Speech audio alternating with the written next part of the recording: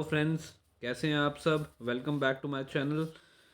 आज का जो हमारा टॉपिक है वो बहुत ही इंटरेस्टिंग होने वाला है, क्योंकि आज का जो हमारा टॉपिक है वो है म्यूचुअल फंड्स को लेके। म्यूचुअल फंड्स आजकल बहुत ही पॉपुलर हो गया है।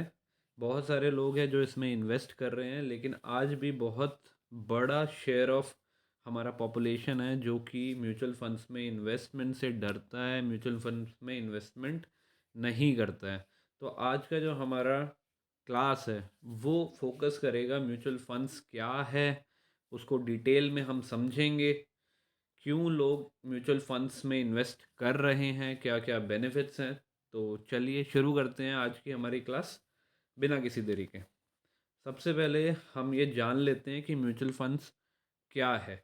म्यूचुअल फंड्स जो है एक कंपनी होती है, या फिर हम कह सकते हैं एक फाइनेंशियल व्हीकल है जो कि पूल करता है पैसा बहुत सारे इन्वेस्टर्स से, और इन्वेस्ट करता है इस पैसे को सिक्योरिटीज़ में।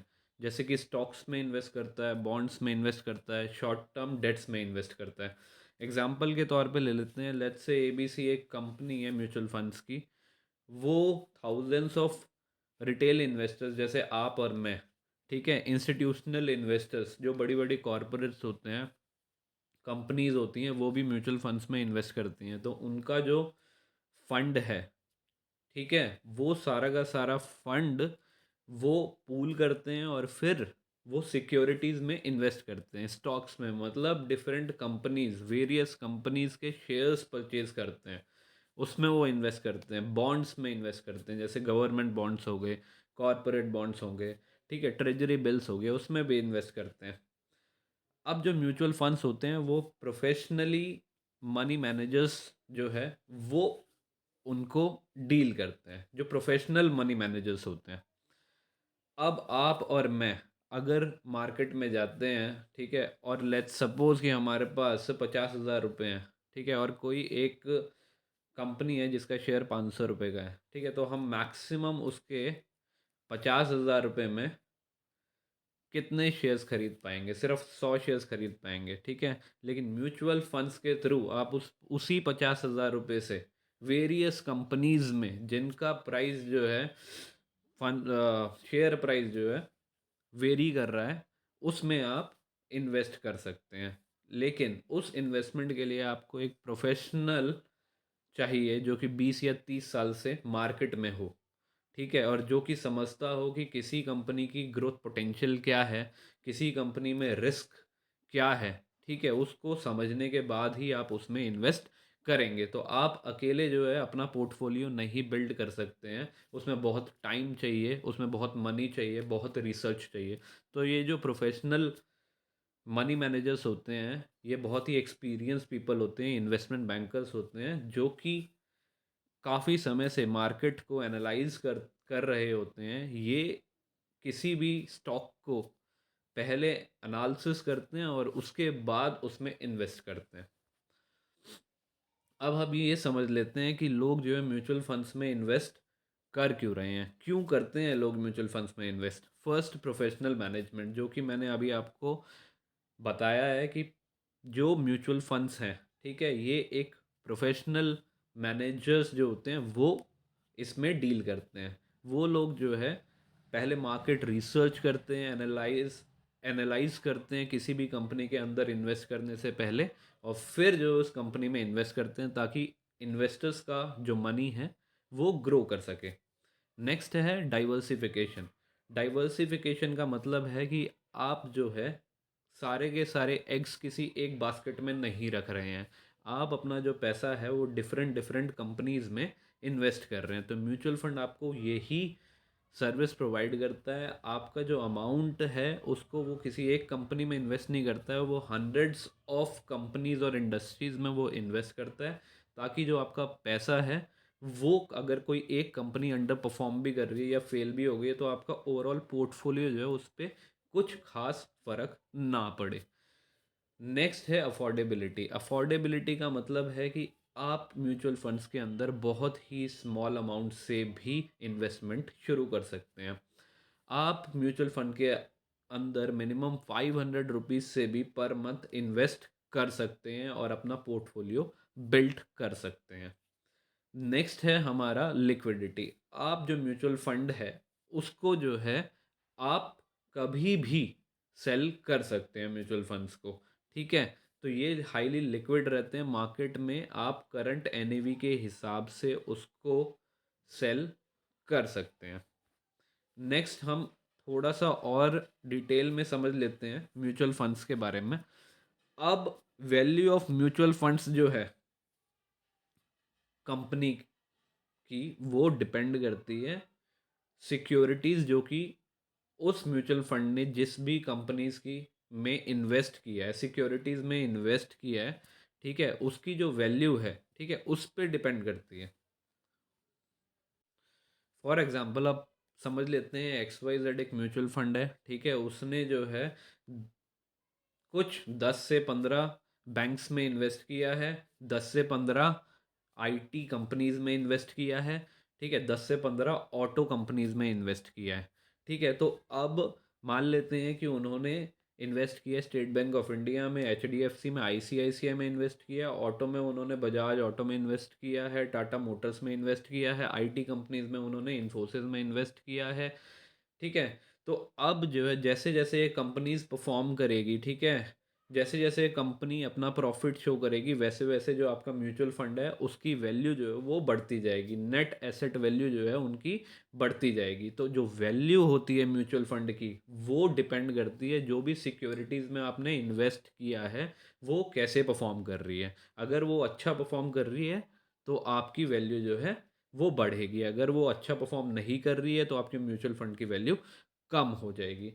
और ये भी समझ लेते हैं कि म्यूचुअल फंड में जो इन्वेस्टमेंट है वो स्टॉक में इन्वेस्टमेंट से कैसे डिफरेंट है। स्टॉक मतलब शेयर्स में इन्वेस्टमेंट जब आप करते हैं किसी एक पर्टिकुलर शेयर पे, तो आप उस शेयर का प्राइस 12 बजे कुछ और हो सकता है, 1 बजे कुछ और हो सकता है, या 3 बजे कुछ और हो सकता है। लेकिन जो म्यूचुअल फंड होते हैं उसका जो इन्वेस्टमेंट होता है वो एनएवी के हिसाब से होता है। जो एनएवी है वो एक दिन की एक ही एनएवी होती है और वो भी डे एंड पे डिसाइड होती है, या तो वो 105 रुपये होगी, ठीक है, या तो वो 110 रुपये होगी, ठीक है। वो डिफरेंट टाइम पे वेरी नहीं करती है कि 10 बजे सुबह जो है 100 रुपये है, 12 बजे 105 है, या शाम को 3 बजे जो है 110 है। वो जो उसकी एनएवी है म्यूचुअल फंड की, पर्टिकुलर फंड की जो एनएवी है वो एक दिन की जो एनएवी है वो डे एंड पे ही डिसाइड होती है।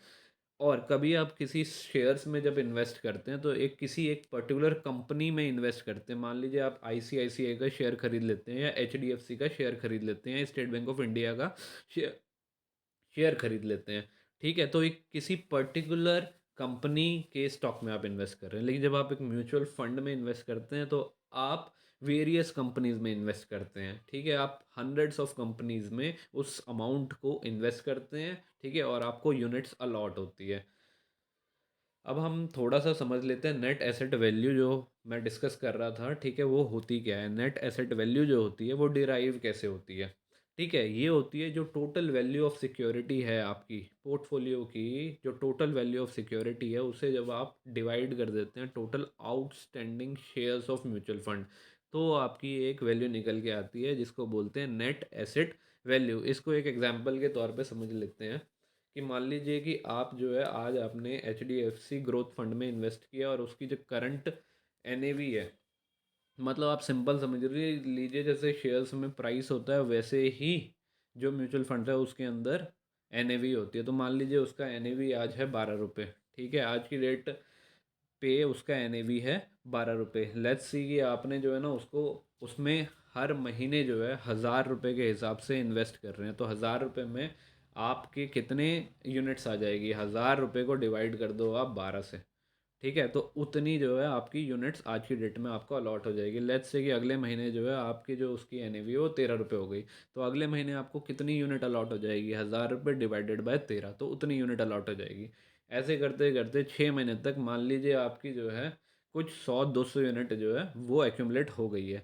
अब 6 महीने के बाद आप सोच रहे हैं कि आपको जो है पैसा की ज़रूरत है, ठीक है, तो आप तो प्रॉफिट में ही अपना पैसा निकालना चाहेंगे। मान लीजिए मार्केट जो है वो हाई है, ठीक है, मार्केट जो अच्छा रिटर्न प्रोड्यूस कर रही है और आप अपने पैसे रिडीम करना चाहते हैं, फंड्स की वैल्यू जो है रिडीम करना चाहते हो, 6 महीने के बाद मान लेते हैं उसका जो NAV है वो 16 रुपये है, तो आपका मान लीजिए 200 यूनिट एक्यूमुलेट हो गई है, तो आपका टोटल जो फंड वैल्यू है वो हो जाएगा 200 रुपये इंटू में 16, तो जो टोटल अमाउंट होगा वो आपकी रिडम्पशन वैल्यू होगी, और उस दिन जिस दिन आप रिडीम कर रहे हैं उस दिन पर्टिकुलर की जो रिडम्पशन वैल्यू होगी वो आपके अकाउंट में क्रेडिट हो जाती है विद इन 3 वर्किंग डेज। अब हम देख लेते हैं कि म्यूचुअल फंड्स जो है वो एक्चुअल में वर्क कैसे कर रहे हैं, ठीक है। अब म्यूचुअल फंड्स जो है वो किस में होते हैं, बिजनेस ऑफ इन्वेस्टिंग में होते हैं, ठीक है। वो इन्वेस्टमेंट करते हैं वेरियस कंपनीज में, ठीक है।